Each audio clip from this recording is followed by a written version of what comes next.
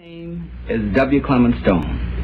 As General Manager of the Napoleon Hill Associates, it is my privilege to introduce you to Napoleon Hill. How do you do? I'm very happy to have this personal visit with you. Won't you be seated, please? And now, may I request that you forget all your problems and just relax while I bring you the master key with which you may unlock the door to any opportunity that your mind can conceive. The master key consists of 17 principles, the first of which is definiteness of purpose. Right here at the beginning of our visit, I'm going to make you a promise. If you will decide definitely what you want most during your entire lifetime and write it down on paper so that I can read it, I will give you the master key with which you may open the door to the attainment of your desires, whatever they may be. The exact moment when I will deliver this master key to you will depend entirely upon when you are ready to receive it. This is the first of 13 messages that I will deliver to you. Now, in each message, I will describe the master key in terms that you will understand, if you are ready to understand. And now I shall give you the first cue as to the nature of the great master key which has been responsible for all the great successes in every calling, in every part of the world. Please listen carefully to what I have to say, because you may discover the secret of the master key in this first visit. You may get your first cue as to the nature of the great master key when I tell you that psychologists have discovered a natural law which is the very foundation of all personal successes. And I can describe it to you in one short sentence so you can understand it. Whatever the mind can conceive and believe, the mind can achieve. Isn't that a profound statement? You will notice that it says nothing about the need for education, but simply that whatever your mind can conceive and believe, your mind can achieve.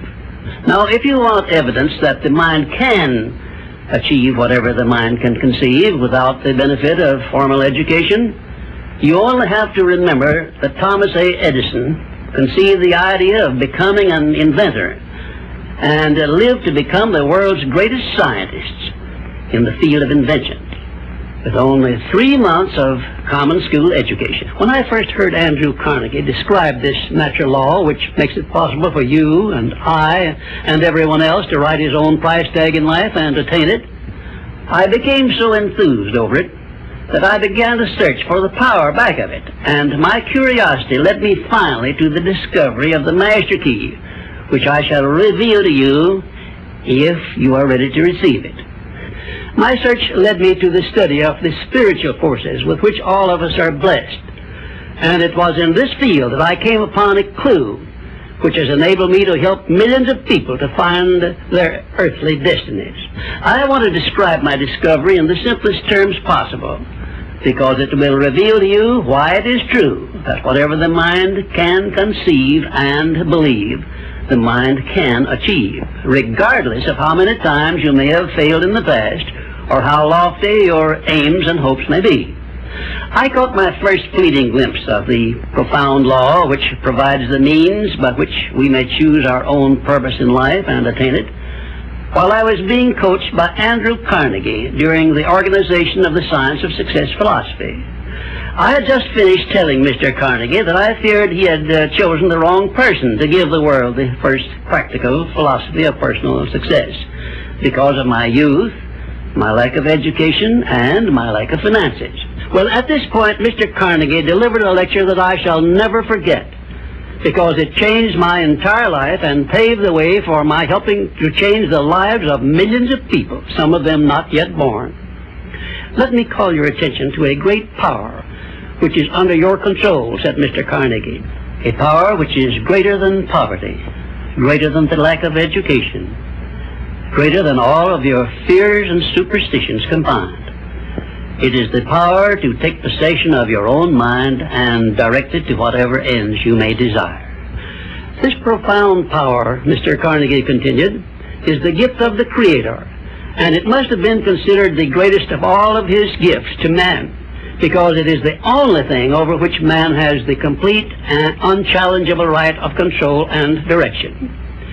When you speak of your poverty and lack of education, Mr. Carnegie explained, you are simply directing your mind power to attract these undesirable circumstances, because it is true that whatever your mind feeds upon, your mind attracts to you.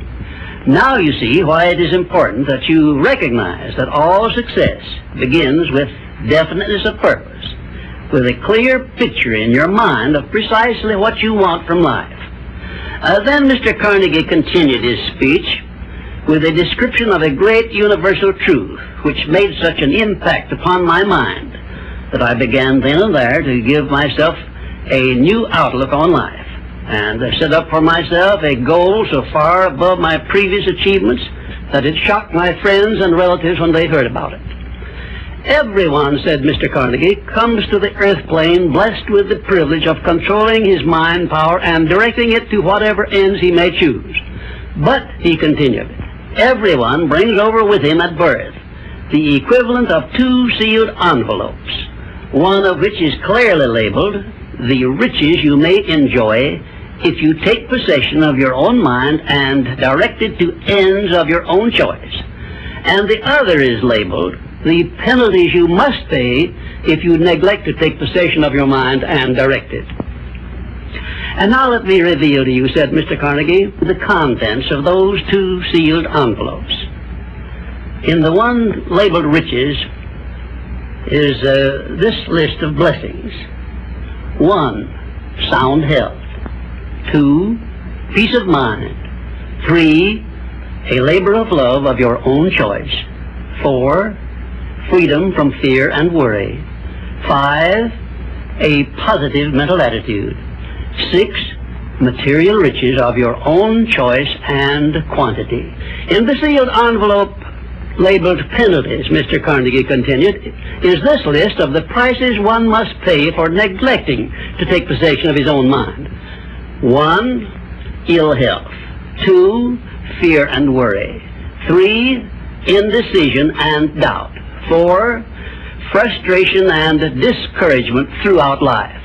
5, poverty and want. 6, and a whole flock of evils consisting of envy, greed, jealousy, anger, hatred, and superstition. Now, my mission in life is to help you and everyone who needs my help to open up and use the contents of the sealed envelope labeled riches. And the starting point from which you must take off if you wish to write your own ticket from here on out for the remainder of your life, I will describe for you in these simple instructions. 1, procure a neat pocket-sized notebook, or something on the order of this one here, loose leaf affair. And on page 1, write down a clear description of your major desire in life, the one circumstance or position or thing which you will be willing to accept as your idea of success. And remember before you begin writing that your only limitations are those which you set up in your own mind or permit others to set up for you.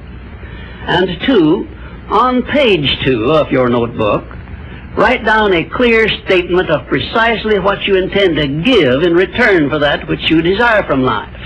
And then start in right where you stand now to begin giving. And 3, memorize both of your statements, what you desire and what you intend to give in return for it, and repeat them at least a dozen times daily. And always end your statements with this expression of gratitude for the blessings with which you were gifted at birth. I ask not, O divine providence, for more riches, but more wisdom with which to accept and use wisely the riches I received at birth in the form of the power to control and direct my mind to whatever ends I desire. If you are not too successful or self-satisfied to accept and express this profound prayer, if you accept it and express it in the same spirit of humble sincerity in which I pass it on to you, a new and a better world will reveal itself to you. A world in which you will see reflected the circumstances and the things which you yourself have created. In my next visit, I will give you a description of the second principle of success, through the application of which you may make use of the education and experience of other people, and get the necessary help you may need in attaining your definite major purpose in life. And now let me close this, our first visit, with my favorite expression of gratitude.